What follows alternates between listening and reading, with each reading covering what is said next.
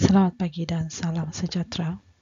Saya Emilia Joseph akan membentangkan tajuk kajian, iaitu kajian perbandingan data luas guna tanah di antara alat ukur total station dan GPS Jabatan Kejuruteraan Mekanikal Politeknik Kota Kinabalu, Sabah. Seterusnya, isi kandungan slide pembentangan saya adalah seperti berikut. Yang pertama, pengenalan. Kedua, objektif kajian. Ketiga, sorotan kajian. Yang keempat, metodologi. Kelima, dapatan kajian. Dan keenam, kesimpulan. Seterusnya adalah pengenalan kepada kajian. Kajian ini membincangkan tentang penggunaan alat GPS dan total station dalam menentukan kedudukan horizontal. Terdapat dua kaedah menentukan kedudukan secara kinetik dengan GPS, iaitu yang pertama ialah penentuan posisi dengan metod kinetik absolut dan yang kedua adalah penentuan posisi dengan metod kinetik relatif. Setiap kaedah ini mempunyai kelebihan dan kekurangan, iaitu dari segi titik pengambilan dan juga bilangan receiver yang diterima. Selain itu, kajian ini juga menggunakan alat ukur kejuruteraan, iaitu total station, yang merupakan gabungan daripada EDM, theodolite, calculator, dan media rakaman yang sudah digabungkan menjadi satu alat dinamakan sebagai total station.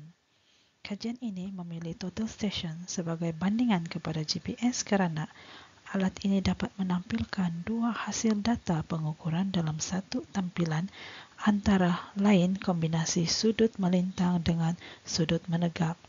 Total station yang digunakan dalam kajian ini ialah Topcon GTS 2R. Objektif kajian adalah yang pertama, mencerap dengan menggunakan alat total station dan GPS. Yang kedua, mengira luas daripada hasil data bearing dan juga jarak. Dan yang ketiga, membuat perbandingan luas kawasan antara kedua alatan dengan luas rujukan. Skop kajian yang terpilih adalah kawasan bilik kuliah Jabatan Kejuruteraan Mekanikal Politeknik Kota Kinabalu sebagai kawasan pencerapan data kajian. Di dalam kajian ini juga dua alat pengukuran yang berbeza digunakan untuk mendapatkan data cerapan, iaitu GPS dan juga total station. Dalam sorotan kajian, Global Positioning System, iaitu GPS, menurut Ma Tan U 2020, menggunakan teknologi pengukuran GPS boleh menjalankan tinjauan yang berkesan pada garisan untuk memastikan bahawa tinjauan garisan dapat dijalankan dengan lancar. Manakala, menurut Khurkhani tahun 2020, menggunakan teknologi pengukuran GPS boleh menjalankan tinjauan yang berkesan pada garisan untuk memastikan bahawa garisan tinjauan dapat dijalankan dengan lancar. Seterusnya adalah total station. Menurut John Rick 2020, jumlah stesen ialah instrumen ukur elektronik yang menggabungkan pengukuran jarak elektronik EDM untuk membolehkan pengukuran lokasi tiga dimensi dengan tahap ketepatan dan juga ketepatan yang tinggi. Dan menurut A.B. Putra 2022, total station ialah peranti yang merupakan gabungan theodolite elektronik, meter jarak elektronik dan perisian yang berfungsi sebagai pengkumpul data dan pemproses. Data yang diperoleh daripada pengukuran menggunakan total station adalah data dalam bentuk sudut dan jarak. Metodologi kajian adalah membuat perancangan, menentukan kaedah dan peralatan yang sesuai, membuat perbandingan data, menganalisa data, dan membuat kesimpulan dapatan. Baiklah, ini adalah dapatan kajian. Yang pertama, keputusan kajian data kawalan. Data kawalan diperolehi daripada unit pembangunan dan senggara, dan data yang diperolehi akan dihitung dan dilabel sebagai bahagian 1, bahagian 2 dan bahagian 3. Data kawalan akan dibandingkan dan menentukan data alat ukur manakah yang lebih tepat atau yang lebih hampir dengan data sedia ada, iaitu data kawalan. Menunjukkan bahawa data yang lebih tinggi adalah lebih akurat digunakan di kawasan kajian atau lapangan dan objektif pun akan tercapai. Mengikut jadual di bawah adalah dapatan data yang diperolehi menggunakan rumus luas, iaitu lebar darab dengan panjang. Luas keseluruhan yang dikira bagi data kawalan ialah 3038.4 meter square. Kedua, keputusan kajian data total station. Untuk keputusan kajian ini telah menggunakan borang, iaitu borang pembukuan total station, yang mana terdapat bearing sudut garisan untuk mendapatkan keputusan kajian. Dalam gambar Raja 2 pula menunjukkan pencurapan dari stesen ke stesen di jabatan mekanikal.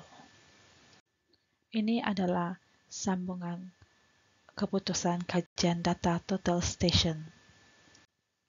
Seterusnya adalah mendapatkan nilai cerapan penyelang kiri dan juga kanan dengan menggunakan total special. Pengiraan dilakukan secara manual dan memerlukan penggunaan kalkulator, dan nilai yang diperolehi akan dicatat atau dimasukkan ke dalam Microsoft Excel bagi memudahkan nilai perbezaan dikira dan dilihat.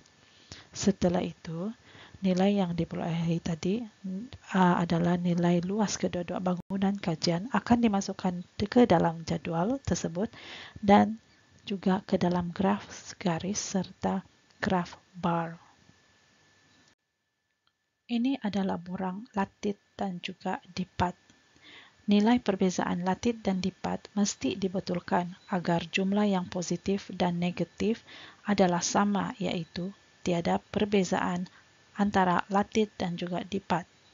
Terdapat dua kaedah pembetulan, iaitu kaedah Bowditch dan juga kaedah transit.